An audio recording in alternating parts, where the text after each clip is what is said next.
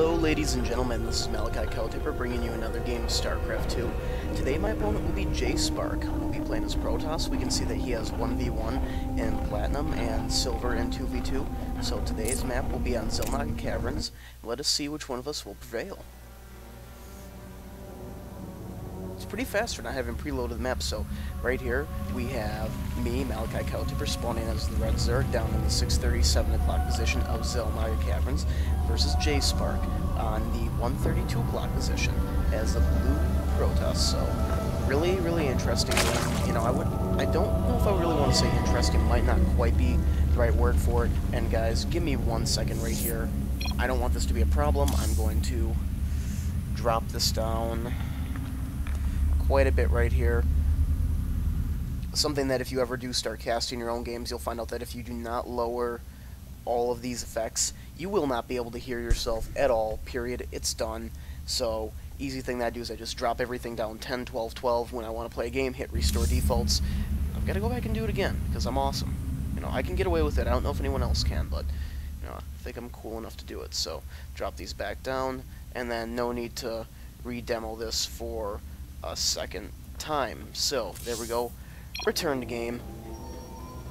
And I guess the reason why I wanted to cast this game is even after patch 1.1 I've still found myself as a Zerg player that a 4-gate, you know, I don't know if you would call it a timed attack, but a 4-gate attack that happens right around that 9 to 10 minute mark in a lot of your games. Throwing down the pylon right here, pretty standard, but anyway, that happens around that time in a lot of games, especially against Zerg players. I still find that to be incredibly deadly because it's tough to find a good way to deal with it.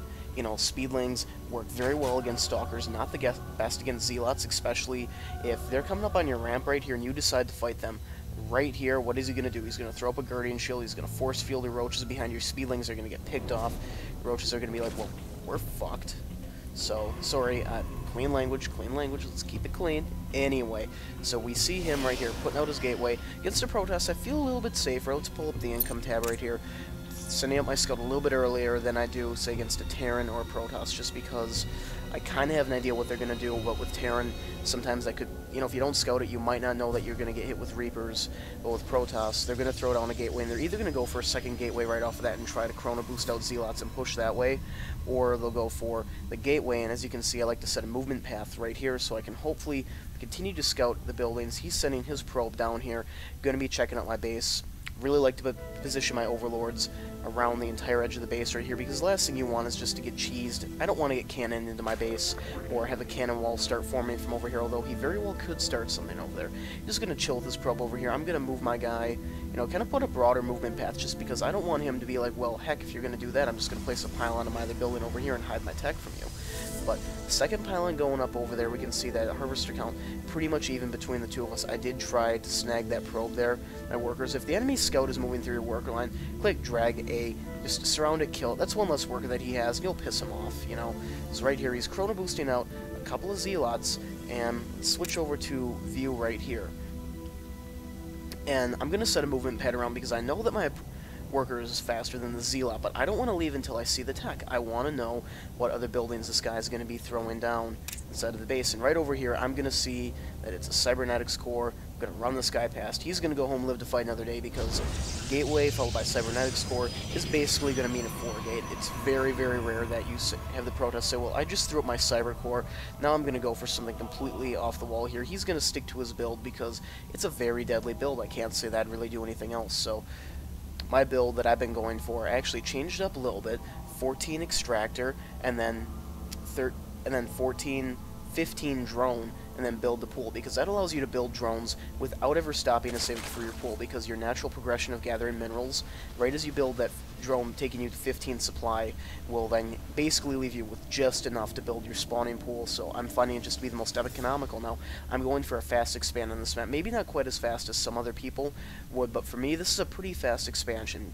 And the reason why I'm doing this is in a previous game, I got absolutely destroyed by a Terran player who went for quick Thors, and I realized that I had, you know, a decent amount of unspent minerals, both in gas, you know, and minerals, of course.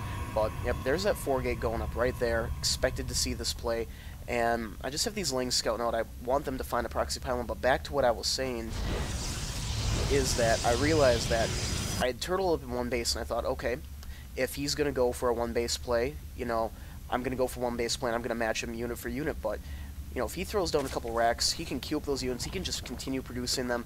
But me, I'm bound by larva, and even if you have a hatchery going with a queen, you could be producing more, you really could be doing more with that. And if you go to expand around, you know, 25, 30 supply, or even a little bit later, by the time this is ready, realistically, that timing attack is going to be at your base, and you haven't even had time to saturate it, versus if you were sitting on those minerals, might as well put it down, because, you know, committing to defend to it right there, I've got a decent number of lings, I could probably handle what he would throw at me if he were to push out right now, but he is going to be the key. He's going to be chrono boosting out a lot of units, and that warp gate tech, that's going to be done, you know. Here we go, he's opening it up, and looking at the harvester count, we're still pretty even. We check out the army tabs right here, you can see that he's outspent me by a decent amount, and in this early game, you know, look at what he's got going on here. A couple zealots, a few stalkers, sentries. He's going to let him build up the energy right now. And I don't know if my little supply of lings right here would be able to handle it, but we check out... Oh, I really have to stop doing that. I apologize about doing that in my cast. But as you can see, he's building military units while I'm continuing to drone up right now, because just looking at this attack, my basic thought is... This usually comes around the 8:30 to 9-minute mark, so I figured I've got about another minute, and here's going to come out some roaches, because I know that I don't have much time. I'm going to need to build up some forces right now, otherwise this is going to come out. Here comes the proxy pylon, just eliminating that walk distance. It really helps him bring in the rapid reinforcements right around here. He could push through this blind spot over here, he could push through here. Knowing that that 8-minute mark, 8:30, 9-minute mark is coming up, I'm throwing down a couple of spine crawlers, doing it a little late, but continuing to build drones, because I know that if I take a look at the income, I want to be ahead of the Protoss. And even though I'm on 2 base, I've only got 4 more workers than him, but I'm hoping that, you know, as this battle is coming up here, you can see there's a lot of stalkers in here, only a few zealots, and my spine crawlers are just about to finish. He spots my overlord, buys me a few seconds, but it does supply cap me, that son of a... But 33 harvesters, 2 is 24. Let's see if that's even really going to matter. So, moving my lings up around right there, just going to take that back take that back about 20 seconds, maybe a little bit more than I needed to, but... So he stops right here. That overlord has just bought me a few seconds for the spine to complete, and the spine is going to have a very short-lived life. Let's slow this down just a little bit. So right here, placement, everything. I just grabbed all of my Zerg units, and if I charge right along here, I know what's going to happen. Force field, force field, force field, cut off the Zerglings from the roaches, game over. Let's unpause this just for a second. Run those Zerglings in and around. So this Stalker right here and the Zealot, maybe even this guy, they're dead. They're not getting away, and I'm going to take minimal loss as well trying to get those guys. The spine is poking through, and this one going to go down, but it bought me a few seconds that I needed to get these guys in range. So the Guardian Shields are up right here. Very, very much weakens these roaches. So let's unpause this again, and right there, picked off that Stalker. Now here he walls up. These Zealots are going to go down. I've got a decent number of lings right here, and there goes the force field. This is what I really don't want to see right here. I'm going to pull up the production tab right here. As you can see, neither of us are producing anything right now, but very, very few units. I'm going to pull back, pull my queen up here, and he's going to regroup. He takes a second. I'm going to try to pull these lings back. As you can see, 14 sets of Zerglings coming out.